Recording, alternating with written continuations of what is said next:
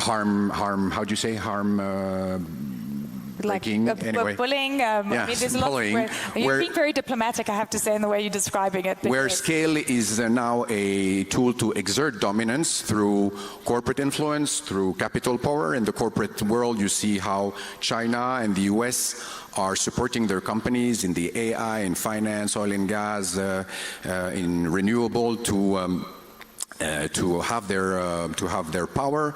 And you have seen how Europe, who had no global champion to rival US and Africa, had absolutely no leverage when they had the tariff negotiations. So that's one. It's the same thing for capital. It's going massively to scale, AI, data center, smart semiconductors, etc.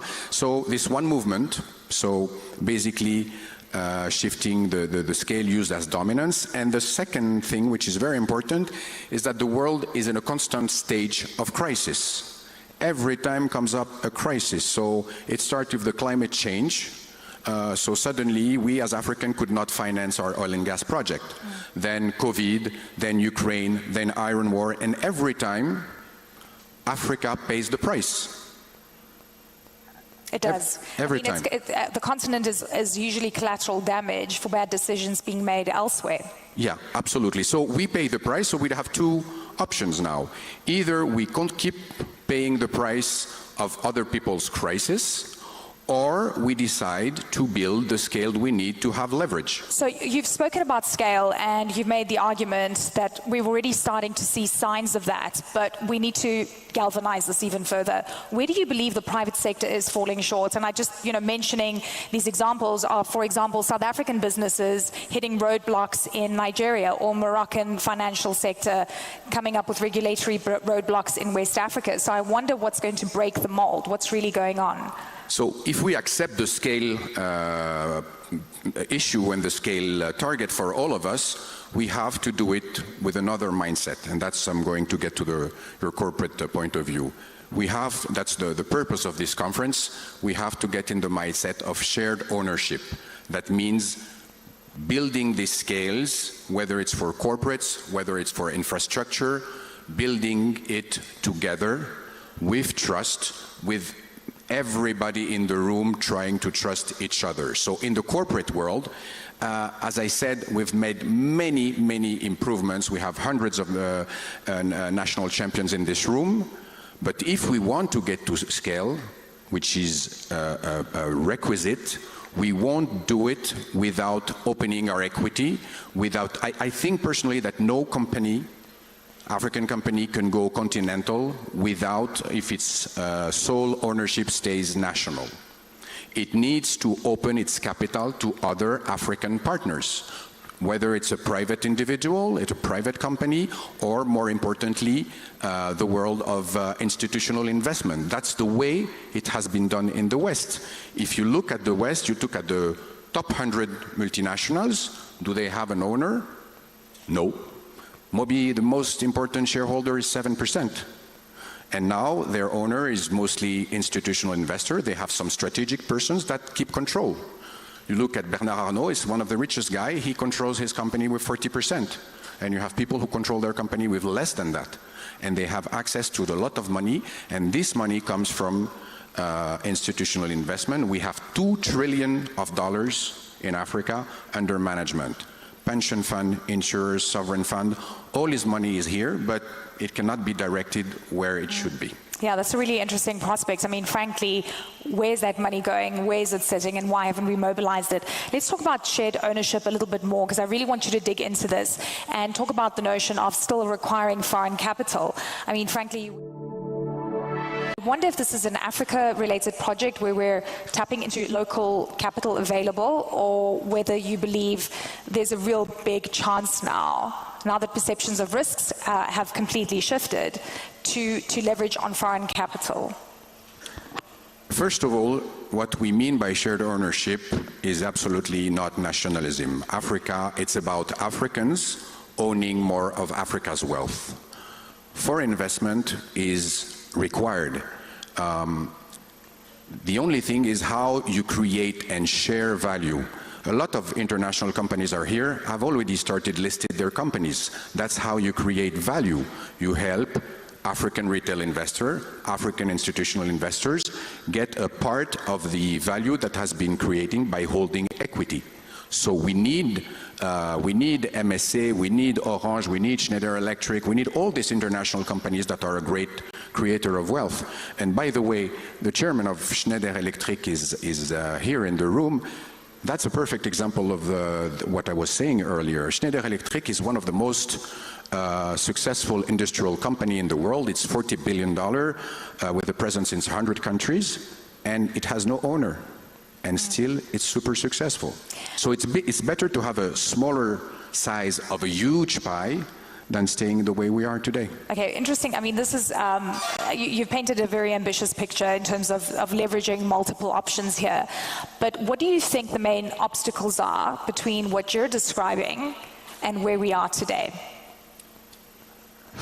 There's plenty of things that we could do because we have been having this discussion for a long time.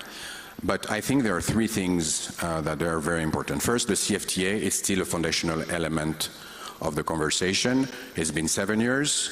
I don't think that many persons in that room are aware of the progress it makes. So I think like any private sector company, it should have a transparent timeline, milestone, metrics, accountability. It's the same with PAPS. So these are two super important continental projects that need more monitoring and more accountability. So I think it's very important. The second, I think, important thing is regulation and harmonization. We have seen that harmonization works. In West Africa, OADA is a unified law system. It works. CIMA, it's an insurance framework. It works. And we need to free the flow of capital. So the two main things that is in terms of regulation is stock markets, create standards for listings, and two, free cross-border capital. That's the most important thing because as I've told you, as we've seen in the West, this $2 trillion money is what is going to fuel Africa's growth in the next 10 years. But trust falls into place on this. Yes, and one last thing, because we haven't spoken a lot about infrastructure, and we have been discussing also infrastructure for a long time. We need to have more regional, continental projects. We have a perfect example with the Lobito corridor. It's a fantastic project, but it has been thought in the US. So we need to think about this project ourselves.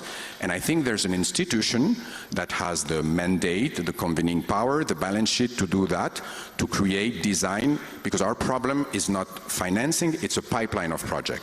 So we need this institution to do it. I think we have one. It's the AFDB.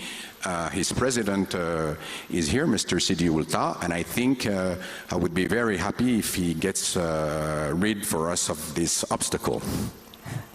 So you've got a big job. So three main priorities, I think.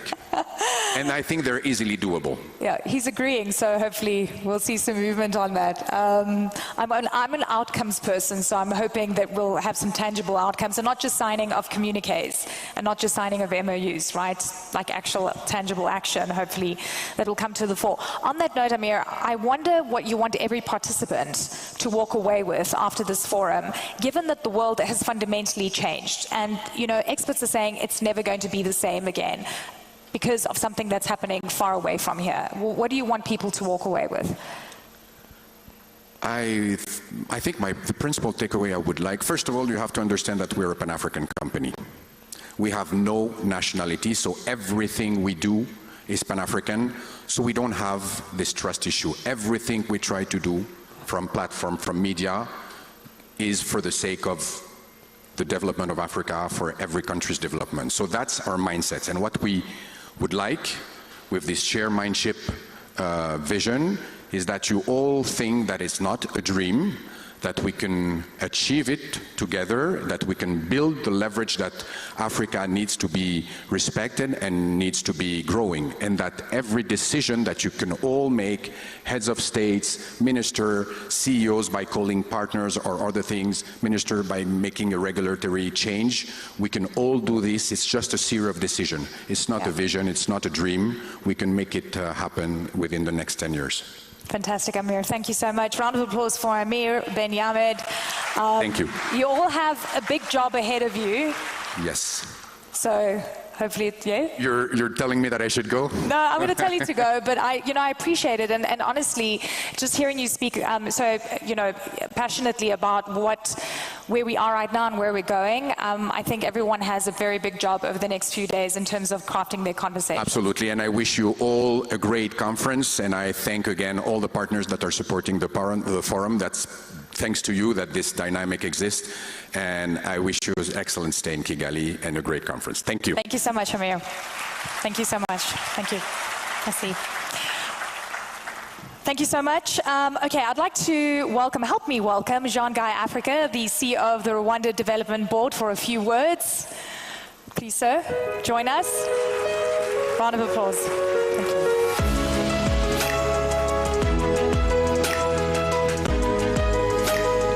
you.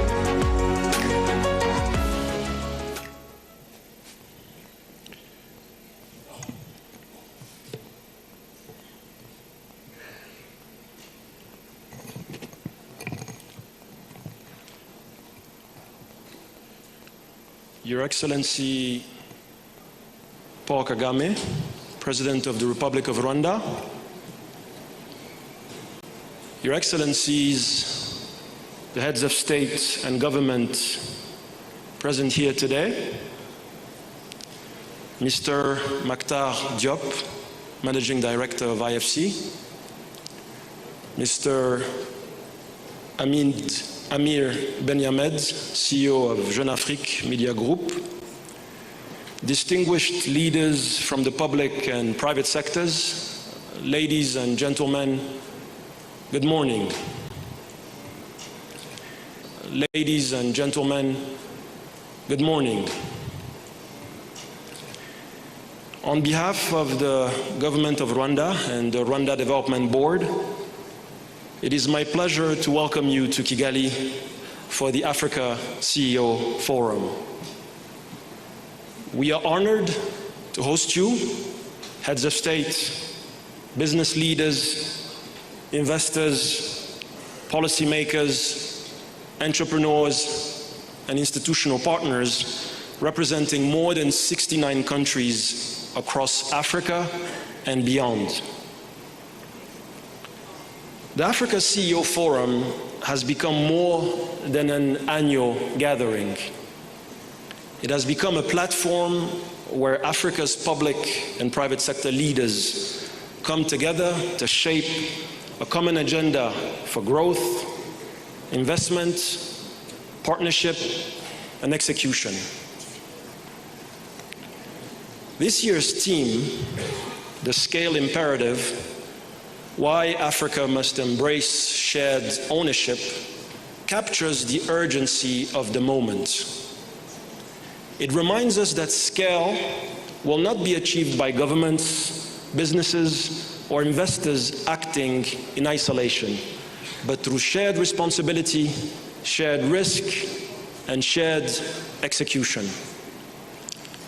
This message is especially relevant today. The global economy is changing rapidly. Capital is more selective, financing is more expensive, supply chains are being reorganized, and technology is transforming every sector. At the same time, Africa's demographic opportunity is becoming impossible to ignore. A young and growing population, expanding cities, rising consumption, and a workforce that will shape the global economy in decades to come. The challenge is to convert this potential into scale. That means building competitive companies, deeper markets, stronger infrastructure, more productive capital, and cross-border platforms that make it easier to invest, trade, and expand across the continent.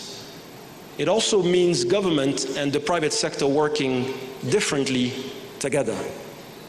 governments creating predictability and reducing friction, and the private sector investing, innovating, taking risk, and helping build the champions Africa needs. For Rwanda, this conversation is all too familiar. Our development journey has always required us to think beyond our size and geography and to build the openness, reliability, connectivity, and trust that allow a country to serve not only its own markets, but the wider region and the continent. That is why we continue to invest in trade infrastructure and logistics, tourism, aviation, financial services, and technology, while continuously improving the business environment that enables companies to invest, operate, and grow. Together, these investments and reforms make it easier for Rwandan, African, and global companies to invest, operate, and scale across borders. This is the spirit in which Rwanda welcomes you, as partners in a shared continental project, as leaders with the responsibility to turn ambition into action, and as builders of the scale, trust, and execution Africa needs. Over the next 2 days, may Kigali be a place of serious conversations, new partnerships, and concrete decisions. I wish you all a productive and successful Africa CEO Forum. Thank you very much.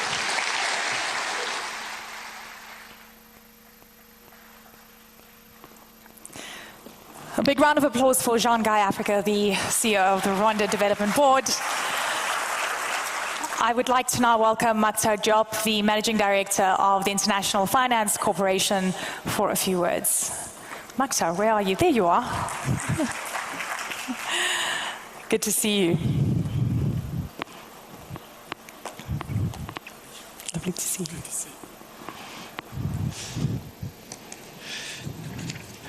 Your Excellency President Paul Kagame, Your Excellency President Bola Ahmed Tinubu, Your Excellency President Mohamed Sheikh El Ghazouani, Your Excellency President Brice Clotaire Oligui Nguema, Your Excellency President Chapo, Your Excellency President Mamadi Doumbouya, Your Excellency Vice President Ndabagou Adlai, Prime Minister of Côte d'Ivoire Robert Begré-Mabé, distinguished guests, business leaders, ministers. It's an honor to return to Kigali, His Excellency President Paul Kagame and the people of Rwanda. Thank you for this extraordinary welcome. Kigali commands attention not only of what others say, but because of what it achieves, a vision rendered in concrete reality.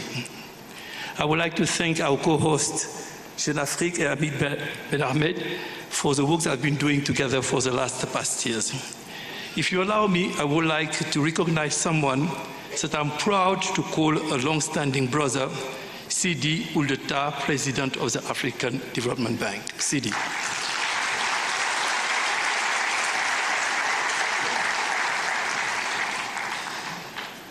Sidi Ould Tah, across Mission 300, infrastructure corridors, capital mobilization for our continent's most fragile economy, we stand on the same front lines, waging the same battle. Our partnership is not protocol. It's a strategic imperative of two African brothers, of two institutions who care for development.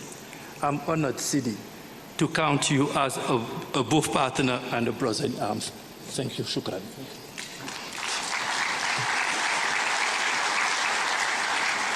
We gather at a moment of profound global disruption. Conflicts spreading across multiple regions are not abstract events.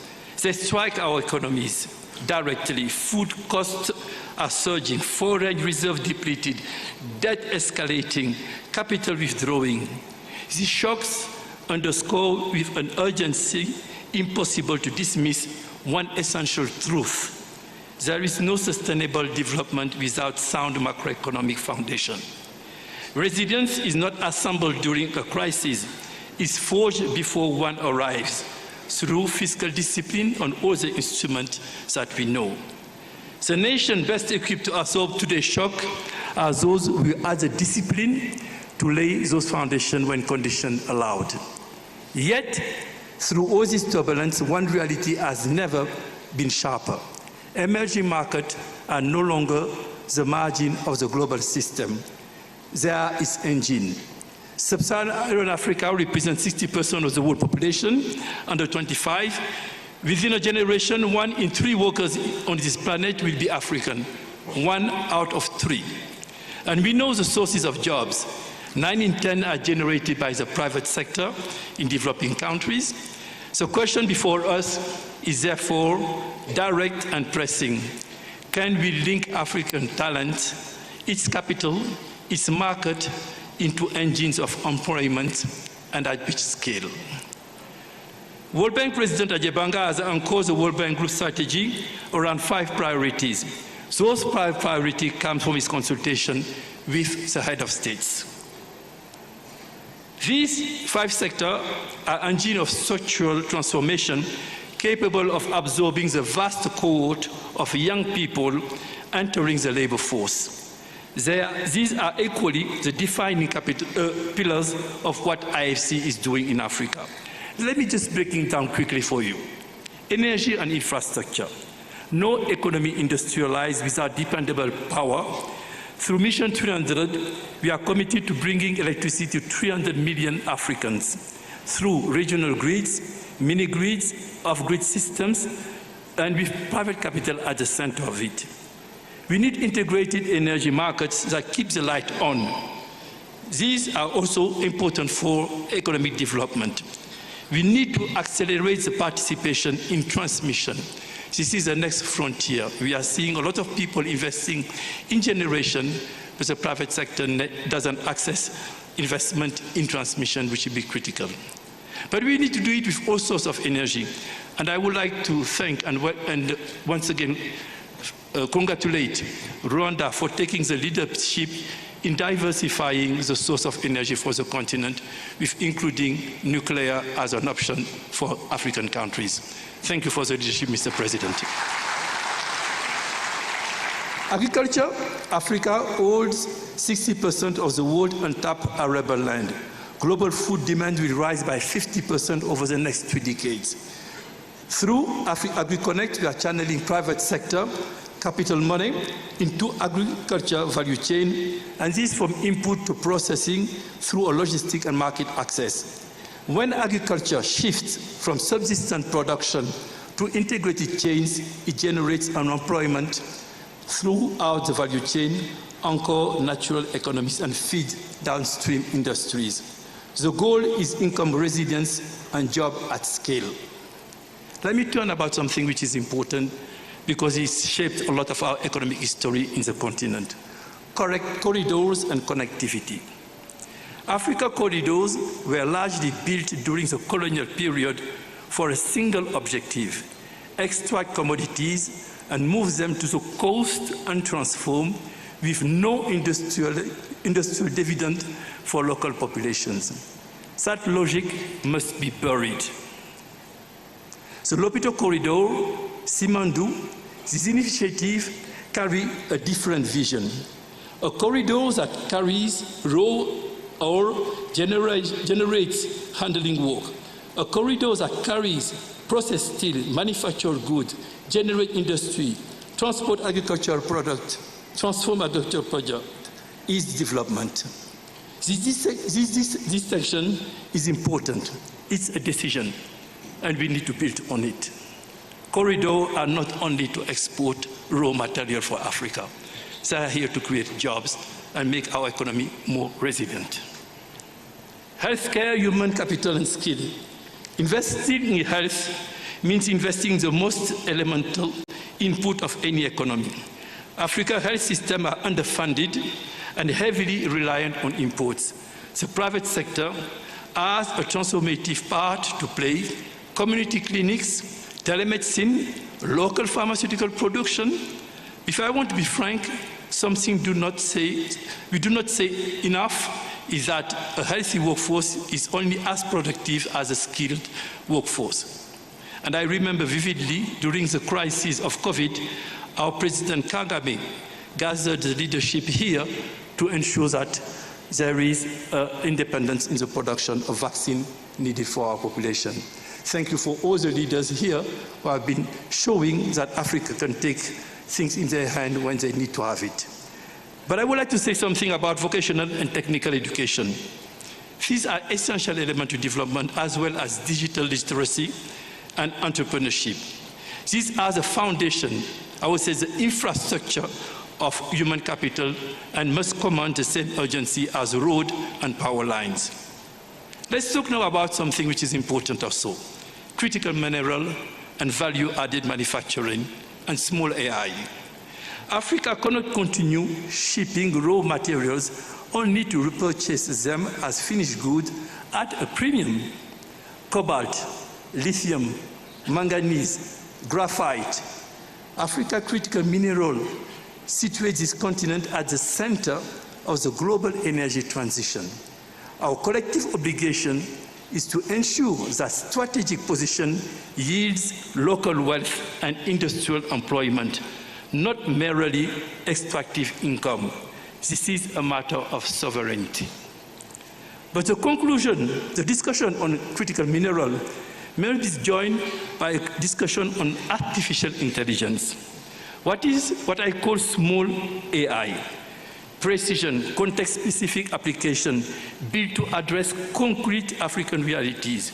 AI tools that help a smallholder farmer in the Sahel identify the optimal planting windows. An AI system that allow a district clinic to detect malaria faster and more reliably. An AI model trained on local languages, local data, local conditions. These are not distant aspirations. They are deployable today and represent a remarkable opportunity to compress decades of development in sector where we have historically lagged. The mineral powering global AI hardware lies largely beneath African soil. It would be a historic failure of imagination if Africa provided the raw inputs for the AI revolution while remaining a consumer rather than a co-architect of its rewards. Small AI is our portal into that future, and we must step through it. Now talking about our private sector in Africa, the SMEs, the regional champion, the African capital market. In Africa, jobs are created by small and medium enterprises, and we don't talk about it enough. These first and second generation family enterprises that I saw in Guinea, in Nigeria, in Côte d'Ivoire, in East Africa, they are providing jobs and livelihood for our youth, rich communities that large corporations cannot reach. They rely on them to reach those communities. These futures hinge on one condition: integration into national, regional, and international value chain. The African Free Trade Agreement provides a legal architecture, 49 ratification, but the agreements do not generate employment. Transactions do. For this framework to become economic reality, businesses must be able to trade, finance, insure, and export across borders, efficiently, affordably, and without bureaucratic obstacle at every crossing. To cultivate regional champions, two conditions are not negotiable. First, dismantle every barrier to cross-border investment, whether direct or through equity markets. Capital transfer restriction, double taxation, regulatory fragmentation, stock exchange incompatibilities. These are policy choices, not economic laws. They can be reversed, and they must be reversed.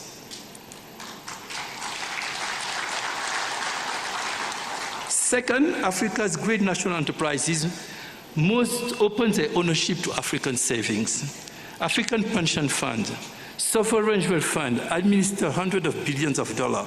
Such capital exists. What is absent is the infrastructure to deploy it across borders into productive enterprises at continental scale. When companies list or open tranches to local institutional investors, they retain savings that currently drain our continent. The exchanges of Casablanca, Lagos, Nairobi, Abidjan, Kigali, or Joburg have an indispensable role. African savings must finance African growth. These SMEs face 4 structural obstacles we can no longer set aside. Insufficient equity capital, with banks insisting on collateral these enterprises cannot furnish. A governance gap, as formalization requires deep transformation in management and planning. Regulatory environment that penalize SME disproportionately. And finally, the generational transfer of wealth. The silent crisis of African entrepreneurship, past the second or third generation, the overwhelming of African family business vanish. This is not merely a family loss. It's an hemorrhage of economic capital, institutional memory, and employment that reverberates across the entire community. I direct an ambitious appeal to researchers, sociologists, business schools, and African international alike. Treat these as a serious domain of inquiry and research. The roots are as sociological as they are financial, family structure, inheritance norms, succession disputes. These dynamics must be embedded in our business school curricula so that the next generation inherits not just enterprises, but the capacity to sustain them.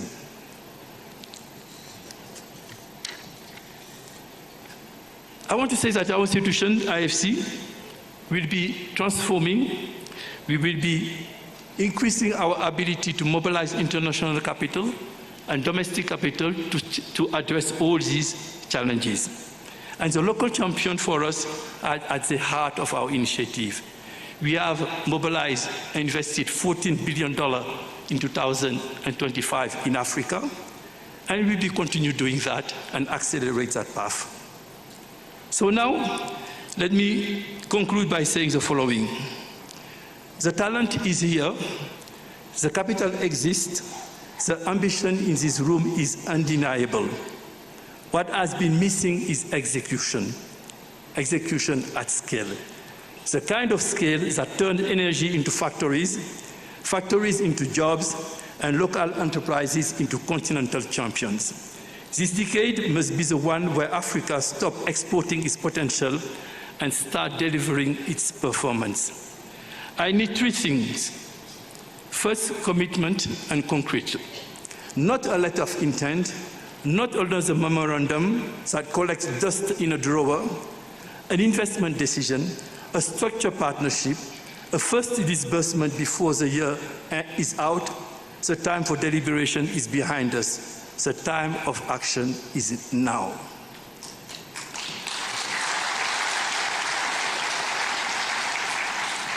Push back on us. Push back on us. If IFC, the institutions that I lead, is not making it easy enough for you to enter a market, tell us. If our financial structure are too rigid, say so, and say it loudly. We are here to adapt to your reality, not the other way around. Our value is not being right. Our value is being useful. Let's play it on the long game. Emerging markets reward conviction and patience. Every investor who has built a durable position in Africa is one who refuses to retreat when volatility strikes. So let me say a last sentence before I end. Africa has never lacked potential. It has never lacked vision. What has too often been missing is a collective will to act. Together, now, without waiting for permission from history that changes today, The arc bends not because the world wills it, but because we do. Africa is not a frontier market waiting to be discovered. This is a defining growth story of the 21st century. The question is no longer whether Africa can deliver at scale. The question is whether we will have the courage together to rise to the scale this moment demands. Thank you.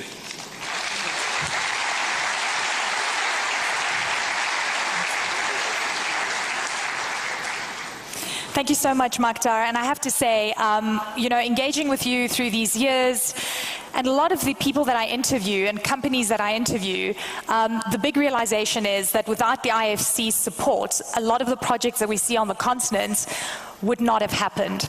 So the work that you're doing at the IFC and the IFC as a whole has been such an important part of the African growth story and mobilizing capital. And then importantly, such a big supporter of the Africa CEO Forum over the years. And without you and the IFC, a lot of what we see here today would not be possible. So please, ladies and gentlemen, a round of applause for Maktar, Job. Having you at the helm of the IFC has been an absolute blessing for all of us here in the room, so thank you, sir. I am honored now to welcome His Excellency the President of Rwanda, Paul Kagame. So please join me for a fireside chat.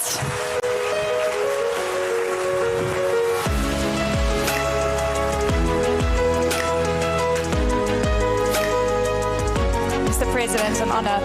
Thank you, sir. Please take a seat. Fantastic to be back. You're welcome. Thank you. I always feel very welcome here, and it's interesting to come at this time in the world. I mean, we've seen so many cycles, but I have to say, possibly nothing like this has ever happened in the global economy. And I'm wondering how you are looking at not only the short-term trends, the long-term trends, but also, we know the old adage, within every crisis there's always opportunity, and there's a lot of agency on the continent that we haven't seen before. So how are you weighing things up, and what do you think the moment calls for the African continent and for you in Rwanda? Well, thank you, Eleni, and welcome to Kigali. But let me take this opportunity to welcome and thank each one of the leaders here, heads of state,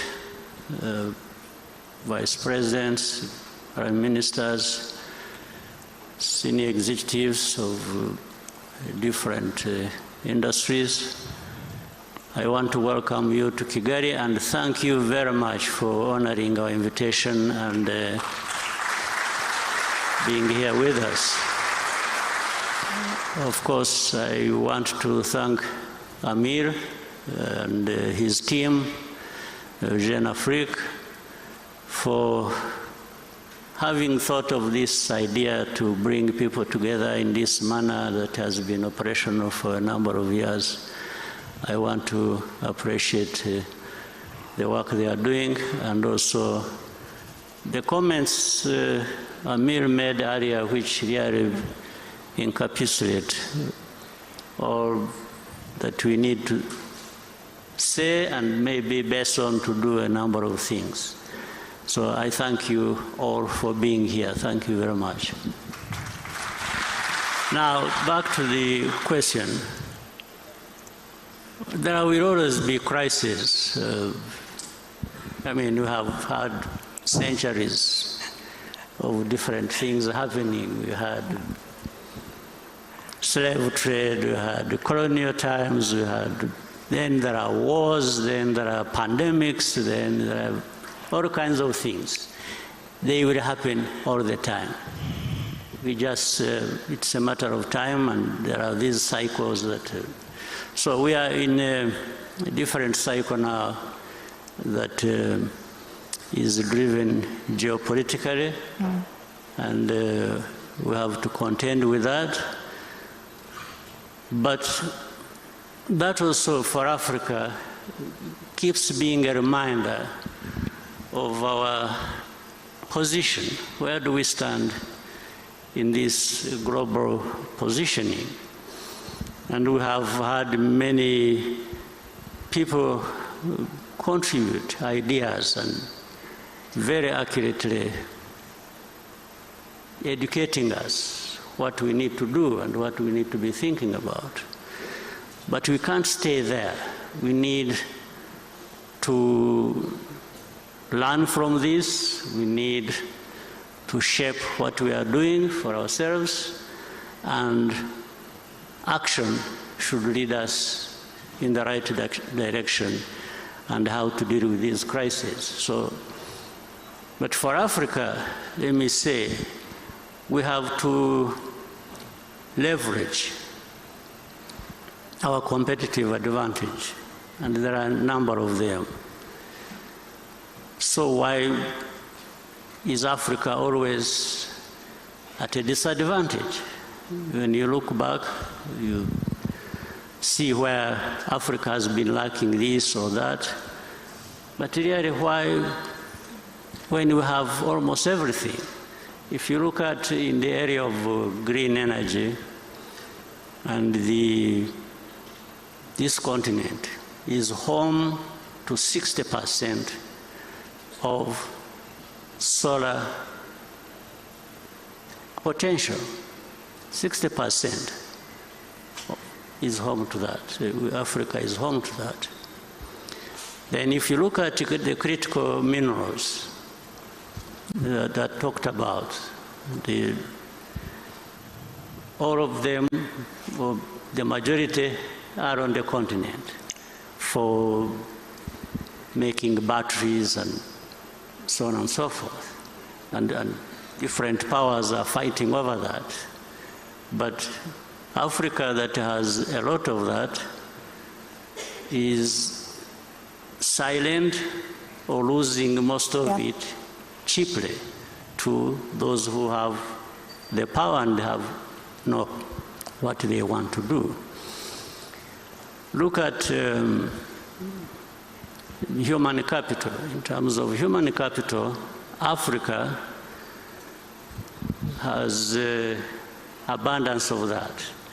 In fact, whether maybe by now already or in a few years to come, Africa will be having the largest middle class in the world. So how can we have these resources and then we are here wondering how to overcome some of the challenges that are brought by the geopolitics that we talk about, or the crises that we see happening in every. So we need to come together and do something about it. It's doing something about it. The rest we know. And Amir earlier on was talking about what we lose by not doing a number of things. I think we lose a lot more even by not doing what we have to do. And it's a really important point. It's time of action. And I have to say, you know, when you mention pandemics, there was a wake-up call, and we've seen so much shift and change. But, you know, watching what's been going on with the way African leaders have been approaching bad deals that are getting on their table. I mean, Zimbabwe, Zambia, as well as Ghana, saying no to mineral deals because it was about extraction in return for healthcare programs and so forth. And frankly, I'm sure a lot of you in the room know that you've been very vocal about the kind of bullying tactics, the coercive tactics that have been used by the West, specifically the US. And at this point in time, we know that Africa is still being viewed as a place where people can extract, but African leaders are saying no. Also threats about sanctions consistently, not only against African nations, but other countries. Rwanda yourselves are dealing with US sanctions since March this year with the issue regarding the DRC. Take me through how you're dealing with this new geopolitical tension where there's a belief that might is right and the big can control, you know, everyone else.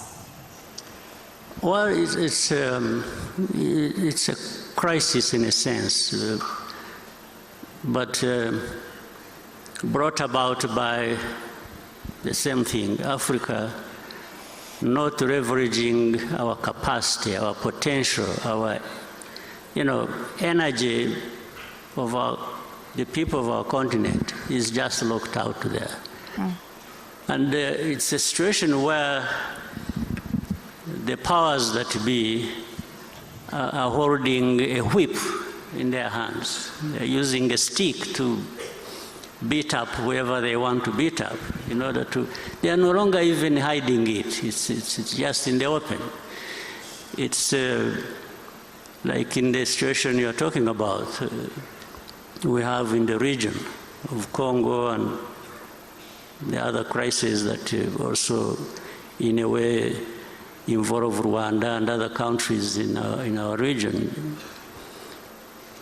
Yeah, sanctions, one has, first of all, are they justified? And it is not just in this case of Rwanda, but in other cases. Sometimes sanctions are just applied in a case of the one who provides less than the other. Yes, so it goes in the favor of the highest bidder. When somebody knows they will extract more from a certain place, they will be more favorable to that place, even if they are the ones in the wrong. Do you believe that all roads lead to mineral deals? Is that what you're saying? I mean, it is in the open. It is, I don't have to say much. And in some cases, it operates like in the very old days. There is a lot of cynicism in this. In the old days, the kings and so on and so forth used to give their in-laws, their children, powers to say, go and control something somewhere. And that's happening today here. Yeah. Yes, they just give somebody, say, go and get whatever you want to, and do whatever you want to do in that region. That is how Africa is treated.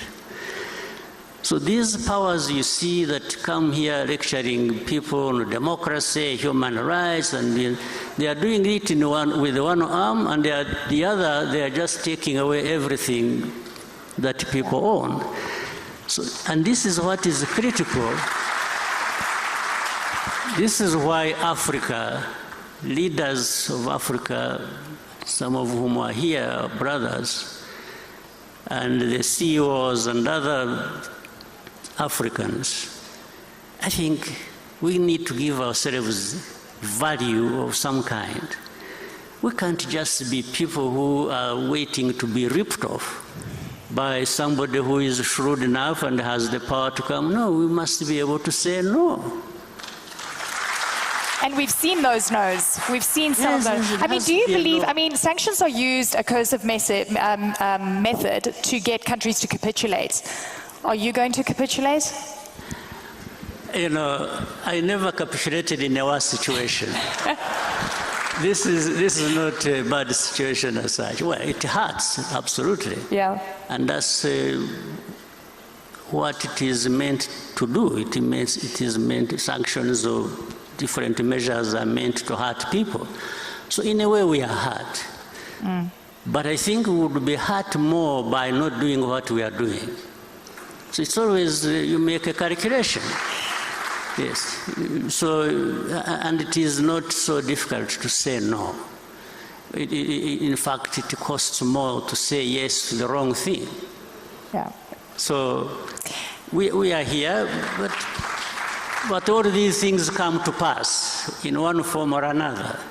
Even those who have been given the gift of messing us up, one day they will not live long enough to see the gains from exploiting people, doing unjust things. So I think each one of us, countries in Africa, and mainly and most importantly together, there is a lot we can do to raise Africa, to raise ourselves to the level where it should be, and don't mind about these powers that think they own the world and heaven and everything else. And I hear you loud and clear on the hypocrisy and the contradiction in terms of where international law applies to some when it suits and it's broken in other cases. We've seen so much of this. In a world where we're seeing the unraveling of the global world order as we know it, institutions are being challenged, they're being broken down. What is Africa's role, do you think, in this new world? Because it feels like it's never going to be the same again. You know, my view is that these pressures that we get from the rest of the world, Africa, I think, is being reminded to wake up. So the pressures are not entirely bad. I think they force Africa to look within for what we have to actually do what we need to do to find a good place for us in this world of those injustices and other challenges. So Africa looking within, and we have a lot to bring to bear on dealing with these challenges. I think we can succeed, but above all we need to work together and move away from saying what we know, because there is a lot we know and there is a lot we talk about, but we need to do a lot more based on that. The private sector, I want to talk about scaling up or failing. You engage a lot with the private sector. Rwanda is such a prime example of incredible, I mean, we cover so many stories here. I mean, you're just seeing like hotbed of fantastic growth. But where do you think the private sector is going wrong from reaching that level and becoming African champions and really truly scaling up? I think private sector is doing a good job. In fact, it is ahead of the public sector.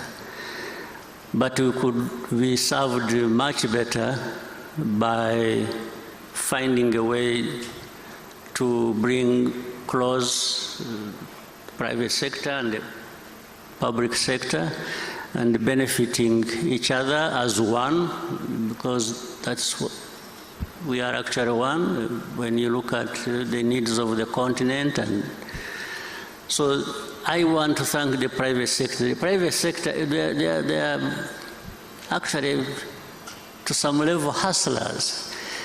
They are able to go through some of the barriers that are created by the public sector. Yeah. But if those barriers were not there, the private sector would be far ahead of where they are, and along with that, the continent also would be ahead of where we are. So my call to all of us is for really coming together, the private sector, the ways of how they could conduct business, I think, have been very elaborately put by Amir in the presentation you had with him earlier. And those of us in the public sector need to fine-tune our responsibilities towards allowing the private sector to be the engine that they are and should be, and all of us would benefit. I think His Excellency just gave all of you a compliment. He called you hustlers. He says you're the, doing things better than the pipe. Yes, give yourselves a round of applause.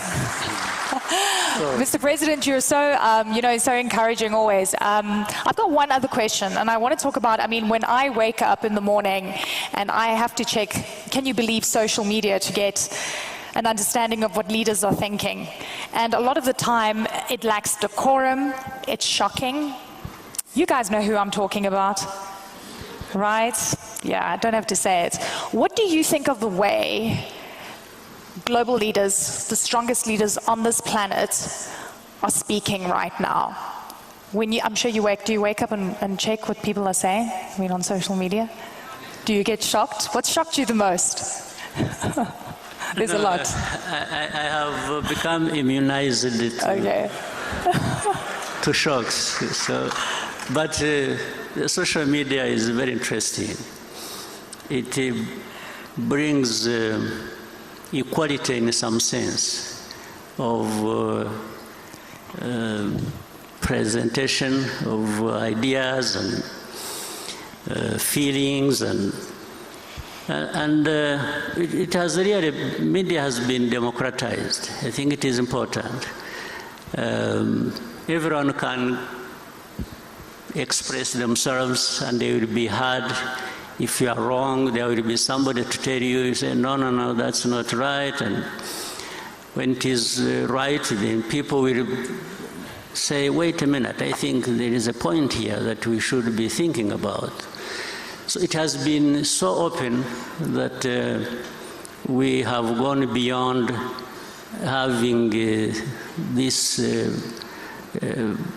narrow sense of being guided into things without sometimes thinking, or we are conditioned to believing even what is not right just because it has been said by somebody in the media. So it has sort of opened up space for everybody.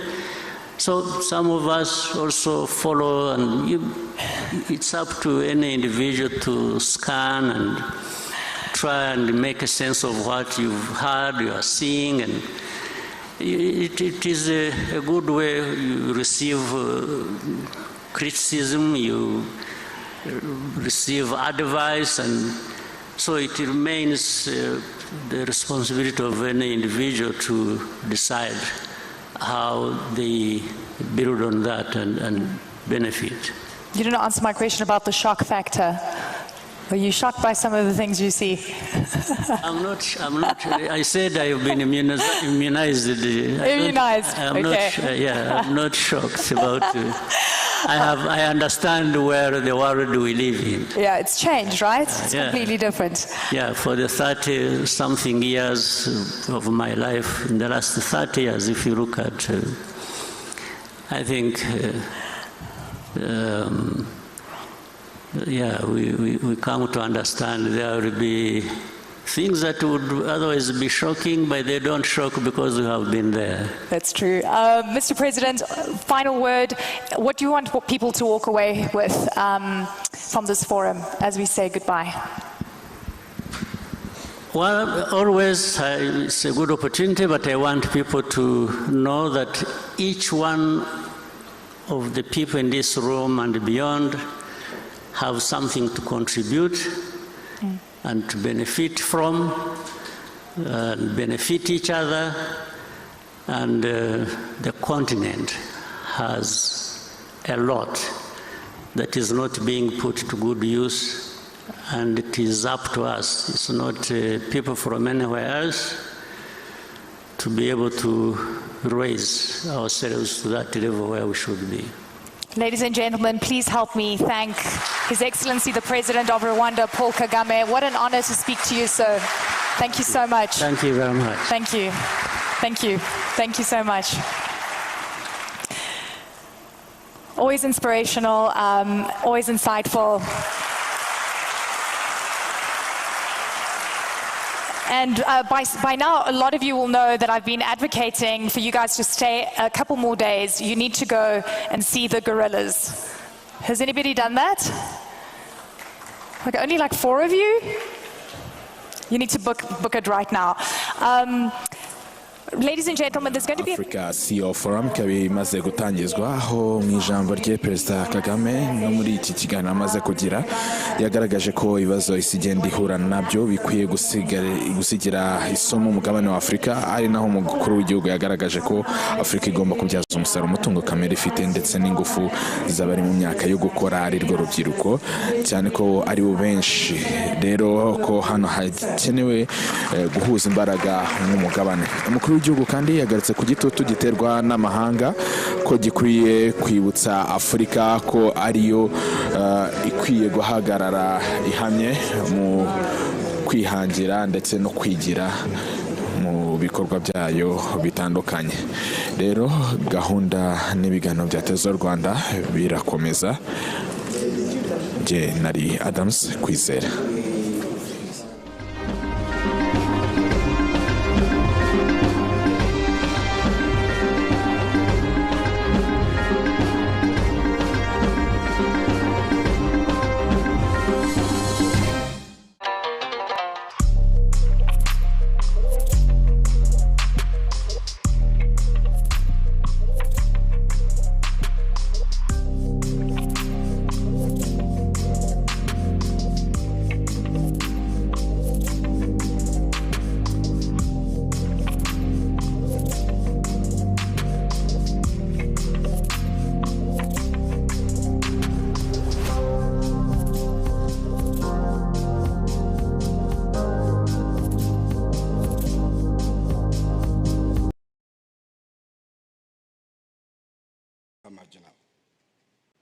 question is no longer whether Africa matters.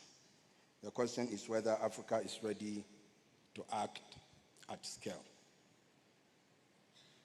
Africa's next phase of transformation hinges on 5 PACIS TV, the #1 Catholic television in Africa. PACIS TV, ta vie renouvelée en Jésus-Christ.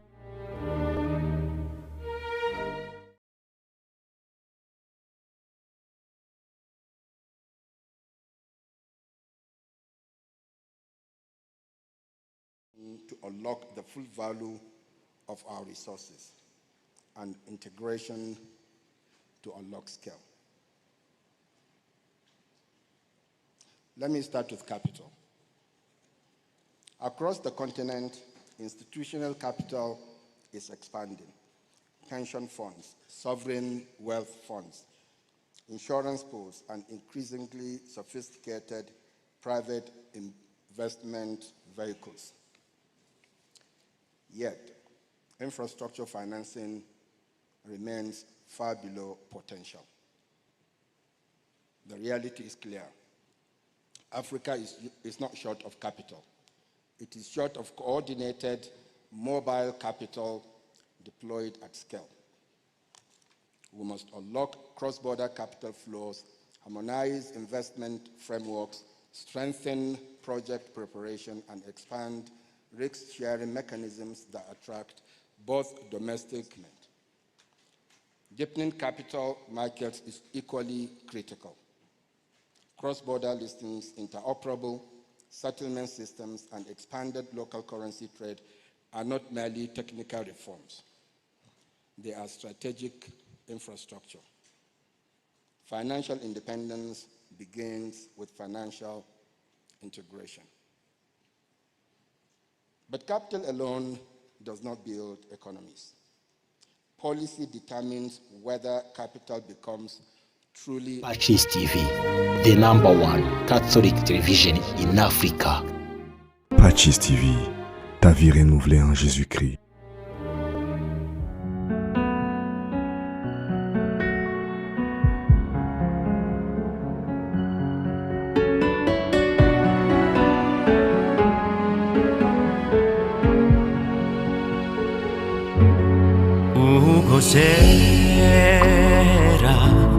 C'era una fuga